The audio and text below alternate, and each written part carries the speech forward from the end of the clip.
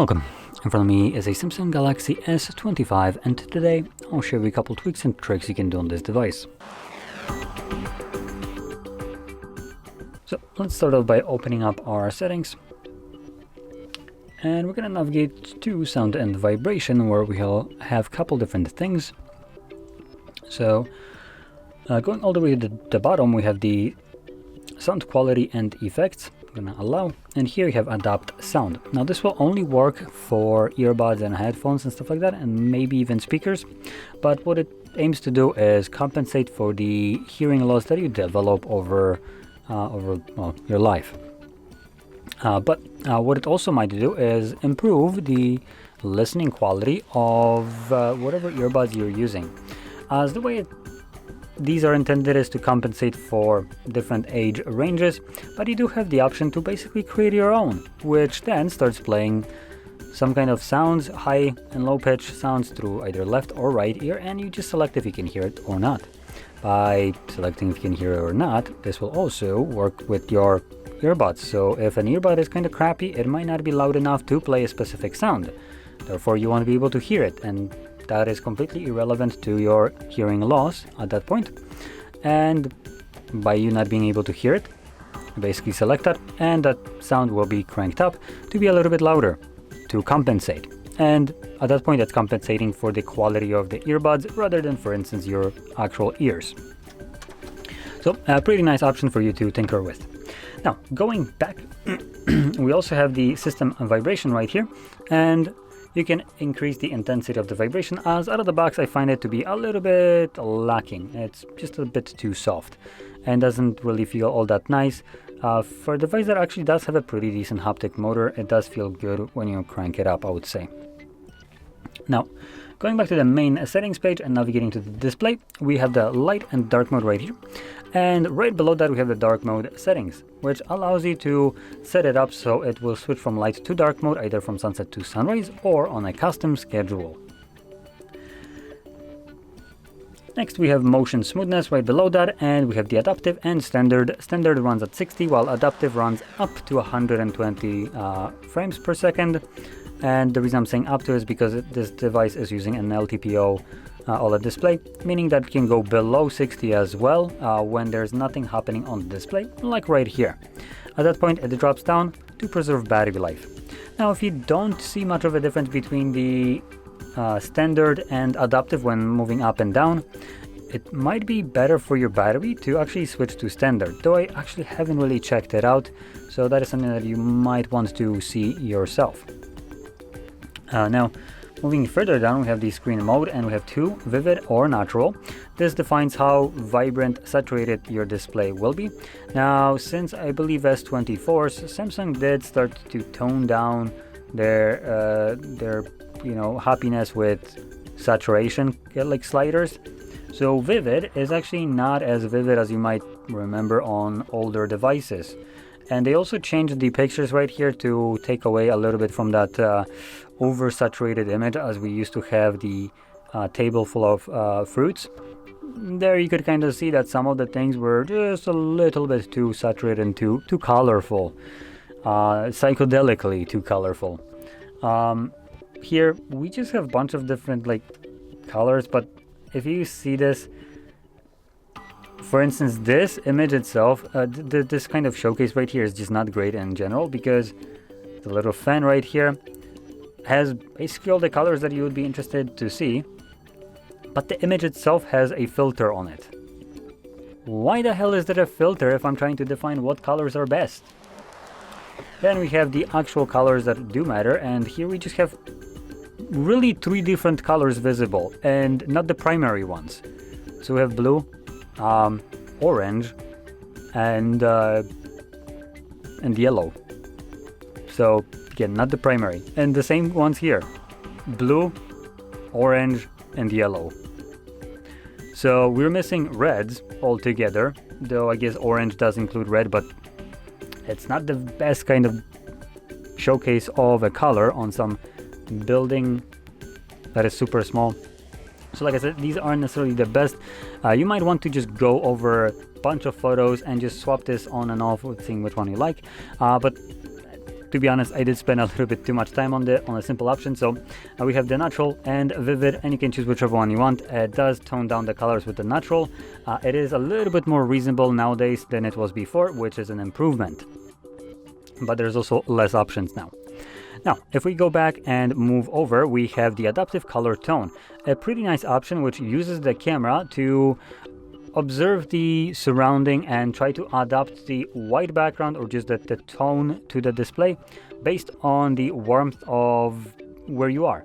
So as an example, with this being enabled and having like white background right here, if I were to turn off my normal lights and keep only the warm ones on, the display would start to turn more yellowish to imitate the white background. For instance, like the table right here, that would be looking a bit warmer from just the warm lights.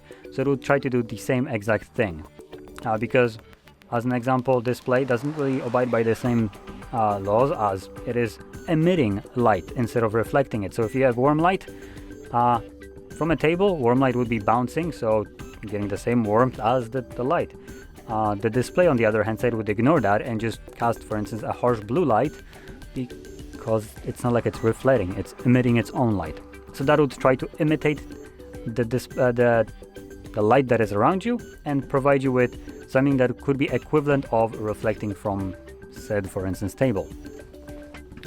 Now, if we go back here and scroll a little bit further down to wallpaper and style, we'll have a couple more options here. So under change wallpaper, and I'm not going to be actually talking about wallpapers and not like just wallpapers.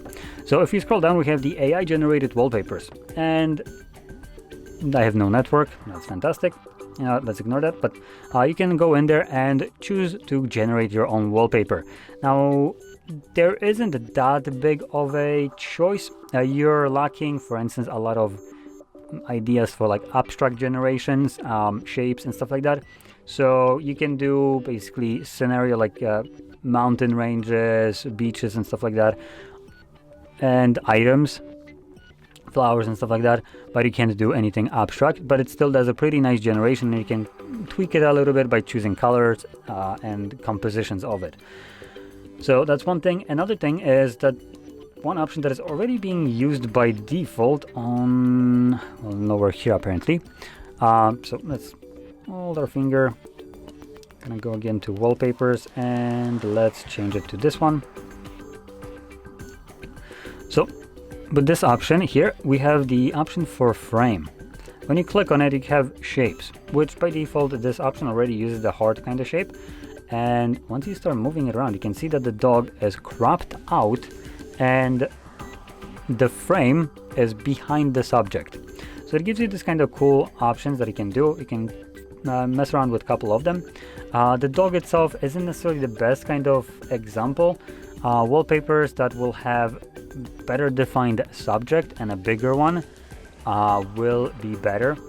Maybe one that is a little bit, extended towards the top to actually accommodate for the shape of the actual cutout that is at the midpoint. So dog doesn't really go anywhere above higher, so you don't have that option. But anything that might be sticking out a little bit more will be able to protrude and have this kind of effect over the frame a little bit more. And as you see, you have a bunch of different ones that you can mess around with. And like I said, the dog itself right here isn't necessarily the best kind of option, as it's barely allowing you to go over that, and it also cuts it out for some reason in certain areas, which probably not what you'd be looking for.